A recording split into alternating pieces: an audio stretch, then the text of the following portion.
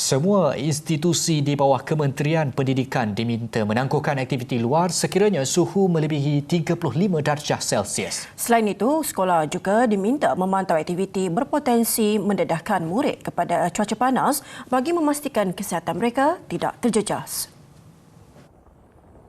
KPM dalam kenyataan berkata garis panduan itu dikeluarkan sebagai persediaan dan tindakan bagi menghadapi cuaca panas apabila sekolah dibuka semula selepas tamat cuti penggal 1 minggu hadapan.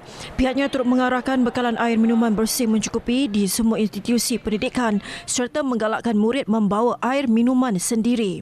Institusi pendidikan juga diminta sentiasa berwaspada serta bekerjasama dengan klinik dan hospital berdekatan sekiranya berlaku sebarang komplikasi akibat cuaca panas. Pertimbangan khas boleh diberikan kepada murid, guru dan anggota kumpulan pelaksana untuk memakai pakaian sukan yang sopan mengikut keperluan dan situasi semasa.